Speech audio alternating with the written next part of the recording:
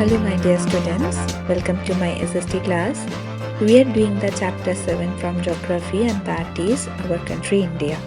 In previous class we have learned about the introduction part, India's location and India's neighbor. Today we are going to discuss about the political and administrative divisions of India and physical divisions of India.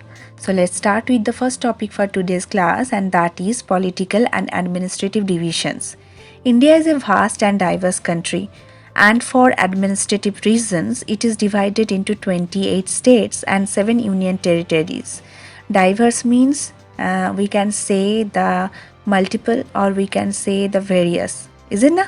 So the states are divided on the basis of language, and New Delhi is the national capital region. Rajasthan is the largest, and Goa is the smallest states. States are further divided into districts. Let's move to the next topic for today's class and that is physical divisions. Already we discussed about that India is a diverse country, isn't it?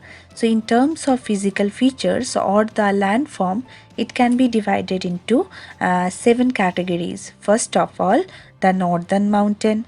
Second one, the northern plains. Third one, the Great Indian Desert. The southern plateau or peninsular plateau next.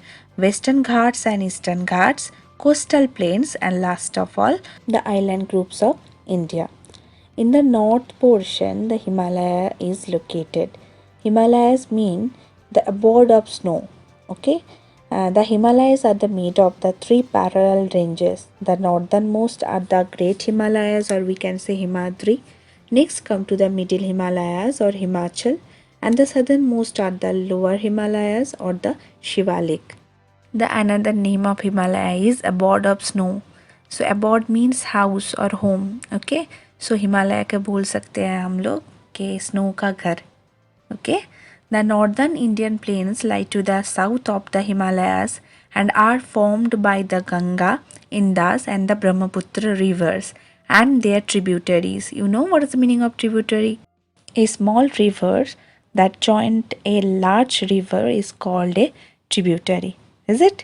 So in the northern plains are generally flat and provide fertile land for cultivation, which result in high population in these areas. In the east is the Great Indian Desert, which is dry, hot, sandy stretch of land with very little vegetation. Vegetation means plants or trees. To the south of the plains is the peninsular plateau, which is triangular in the shape and has highly uneven surface. It has numerous ranges and valleys, and the Aravalli is one of the oldest hill in the world. We border in the northwest portion. The Vindhyas and the Satpuras are the important ranges, and the Narmada and the Tapi, which are the west flowing rivers draining in the Arabian Sea, flow through these ranges.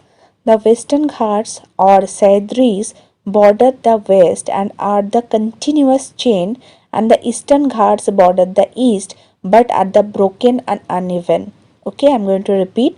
The Western Ghats are Sahyadris. The another name of the Western Ghat is Sahyadris. Border the west and are the continuous chain. Okay, not broken one. And the Eastern Ghats border the east but are the broken and uneven. To the west of the Western Ghat and to the east of the Eastern Ghats lie to the coastal plains. They are narrow in the west but are the broad in the east.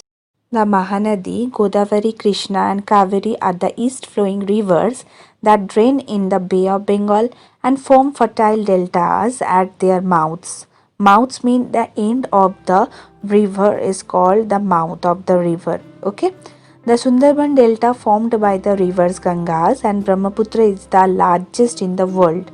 The 2 groups of islands that form a part of India are the Lakshadweep Islands in the Arabian Sea and the Andaman and Nicobar Islands in the southeast of the country in the Bay of Bengal. Remember children, in the origin basis, Lakshadweep Island is a corallic island and the Andaman Nicobar Island is called as the volcanic island. So that's enough for today's class, my dear students. We will meet in our next class with a new topics. Till then, bye, take care and happy learning.